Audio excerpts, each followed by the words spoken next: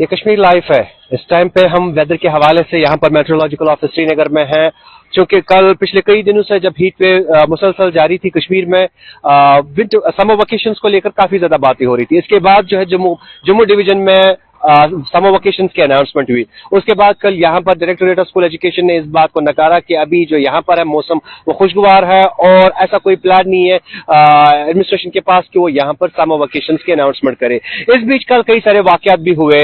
North Kashmir में एक वाकया पेश आया जहां पर बोरवेल में 5 शख्स गिर जाते हैं और 2 की मौत वाकया होता है और 3 जो है अभी भी मौत हयात की कश्मकश में और अस्पताल में है। और सेंट्रल कश्मीर की बात करें, गट्टीपोरा सेंट्रल कश्मीर में खान साहिब बडगाम में 3 लोग जो है बोरवेल में गिर जाते हैं और जिनकी मौत जो है शायद जब उनकी बॉडी शाम को निकाली जाती है तो 3 की मौत वाकया होती है।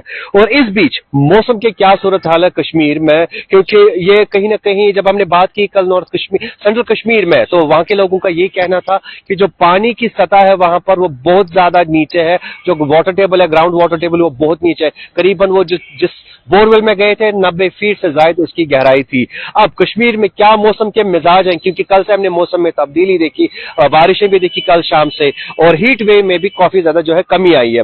मौसम का क्या मिजाज रहेगा आने वाले दिनों में, मेरे साथ है सीनियर ऑफिसर और सीनियर साइंटिस्ट मेट्रोलॉजिकल डिपार्टमेंट के डॉक्टर मुख्तार साहब, उनसे बात करते हैं, जानते हैं कि क्या रहेगा मौसम का मिजाज। डॉक्टर साहब बहुत बहुत शुक्रिया कश्मीर लाइव से बात करने के लिए। मौसम का क्या मिजाज रह सकता है आने वाले दिनों में? जी बहुत बहुत शुक्रिया। देखो अभी जैसे ऑलरेडी एक्सपेक्टेड था, कल शाम से ही कुछ एक जगहों पे थंडर शावर एक्टिविटी हुआ, डस्ट स्टॉर्म भी हुआ, थोड़ी सी हवाएं चली, तो अब ऑलरेडी फोरकास्ट है अब जो हीट वेव है वो 2 जून तक फिलहाल सबसाइड होगा, यहाँ चांसेस नहीं है। और जम्मू डिवीजन में hot and dry weather condition खासकर प्लेन्स ऑफ जम्मू और हीट वेव भी रह सकता है ड्यूरिंग नेक्स्ट 1 हफ्ते तक।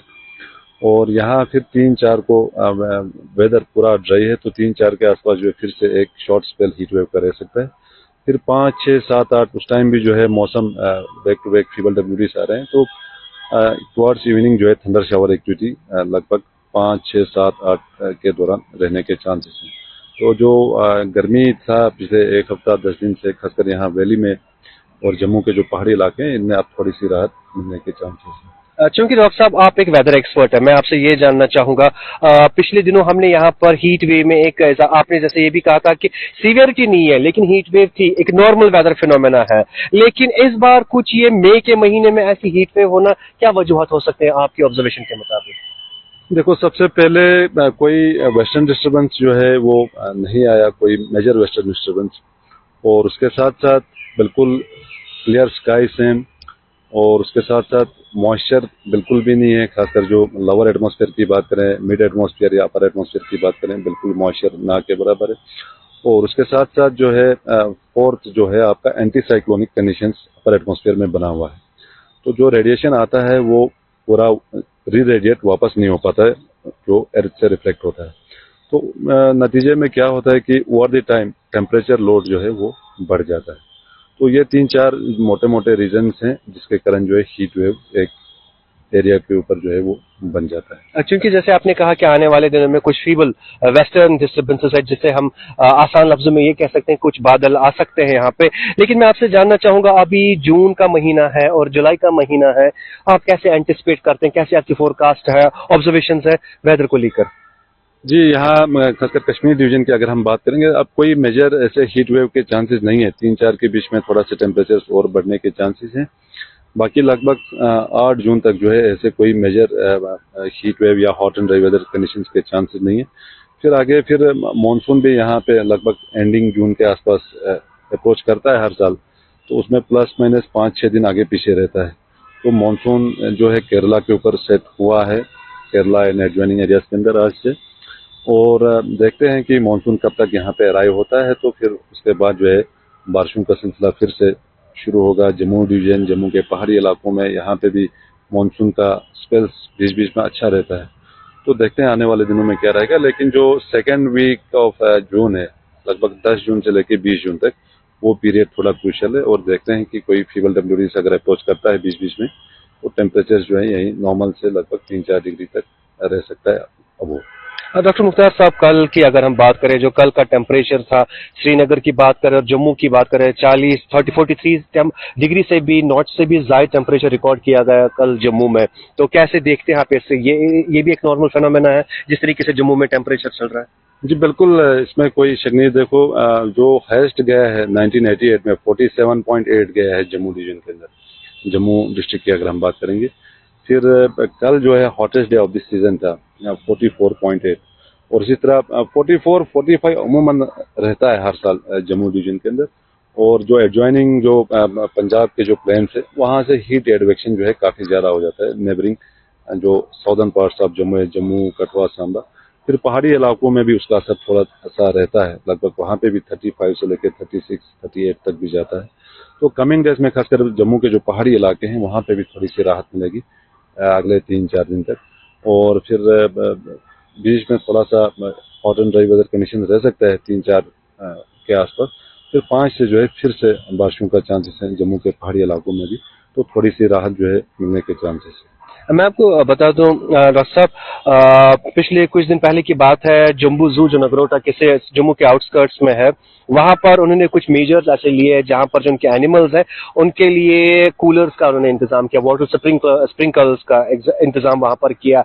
आपकी कैसे कोई डायरेक्शन है आपको, एनिमल्स को कैसे इस टाइम पे वो हाइड्रेट रहे, या किस तरीके का टेम्परेचर उन्होंने, कोई सिनर्जी आपकी और वाइल्ड लाइफ के बीच इस चीज को लेकर या एडवाइजरी?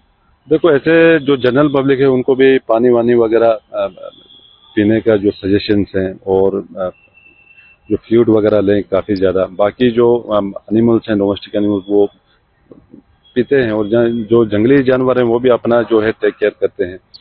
और उसके साथ साथ बाकी जो है आपका जंगली जानवरों का वो मतलब नेचुरल स्ट्रीम्स वगैरह है नदी नालों के अंदर, जंगल फॉरेस्ट के अंदर, तो वो अपना टेक केयर करते हैं। बाकी रही बात जो डोमेस्टिक एनिमल्स घरों में हम रखते हैं, तो उनको भी जैसे इंसान को ज़रूरत है पानी, वैसे जानवरों को भी ज़रूरत है, तो उनको भी जो है पानी वगैरह बिल्कुल सफिशिएंट अमाउंट में पिलाना चाहिए ड्यूरिंग पीक समर्स में। चूंकि डॉक्टर साहब महज एक वेदर रिपोर्ट नहीं खाली देते हैं, अक्सर हम देखते हैं डॉक्टर मुख्तार साहब को कि वो वेदर रिपोर्ट देते हैं। मैं आपको बता दूं, ये एक क्लाइमेटोलॉजिस्ट है, जानते हैं वेदर फिनोमेना क्या होते हैं।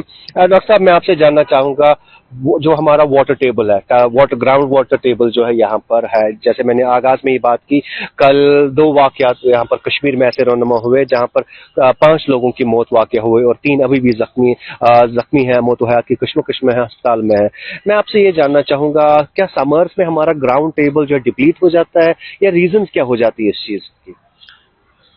देखो, इसमें आपका जो हिली एरियाज है उधर तो ऑलरेडी लगभग 50-60 फीट से नीचे ही जाना पड़ता है, जो छोटे छोटे हिलॉक्स हैं। बाकी कोई मेजर जो हिली एरियाज हैं वहाँ पे तो कुछ जगहों पे 250-300 फीट के आसपास भी जाना पड़ता है। तो डिपेंड करता है आपका जो टोपोग्राफी है वो कैसा है, और नियर बाई जो वाटर सोर्स है आपका, कोई नदी है या नाले हैं या कहीं से चश्मा है, तो वो जो है कितना प्रॉक्सिमिटी में है, आप कितना दूर उस जगह से हो। तो ये सारी चीज़ें इन पे डिपेंड करती हैं। और जो यहाँ पे अगर हम देखेंगे प्लेन्स के अंदर, तो यहाँ पे तो मुझे लगता है 10-15 फीट में तो ठीक ठाक पानी निकल जाता है। इवन कि 3-4 फीट में तो नॉर्मली यहाँ पे पानी वगैरह निकल जाता है। तो ये डिपेंड करता है टोपोग्राफी पे, और कितना आपका जो सोर्सेस हैं पानी के, चाहे वो चश्मा हो, चाहे वो नदी हो, चाहे नाले हो, या जो लोकल स्ट्रीम्स वगैरह हैं, तो कितना दूर हम उस जगह से मतलब वो चीज़ें कर रहे हैं। आखिर में क्या कुछ कोई एडवाइजरी फार्मर्स के लिए, ऑर्चिड्स के लिए, क्योंकि आप जैसे आपने कहा कि आने वाले कुछ दिनों में लेट आफ्टरनून शावर्स हो सकते हैं, कोई एडवाइजरी, क्योंकि अभी इस टाइम पे पीक टाइम है, हार्वेस्ट फसल जो अभी इस टाइम पे पैडी कल्टीवेशन भी हो रहा है, या ऑर्चिड्स है, तो कोई एडवाइजरी उनके लिए? नहीं, अभी जो रूटीन का काम है वो थोड़ा कंटिन्यू रख सकते हैं, ऐसे कुछ है नहीं है। लेकिन जो स्प्रे वगैरह अगर कोई करना चाहे, या फर्टिलाइजर एप्लीकेशन हो, या फॉलियर स्प्रे भी करते हैं कुछ लोग, बिल्कुल वो अर्ली मॉर्निंग शुरू करें, ताकि थोड़ा सा टाइम मिले केमिकल्स को भी, और बाकी जो है वो नॉर्मली रिज्यूम कर सकते हैं। चलिए, बहुत बहुत शुक्रिया। तो ये थे डॉक्टर मुख्तार साहब, जिनका ये कहना है कि आने वाले कुछ दिनों में कश्मीर में लेट आफ्टरनून शावर्स रहेंगे। कुल मिला के जो है हीट वेव से एक रेस्पाइट मिलेगा, उसके बाद एक फीबल WDs भी अप्रोच कर रहे हैं। मजीद मालूमात और अपडेट्स के लिए आप देखते रहिए कश्मीर लाइव।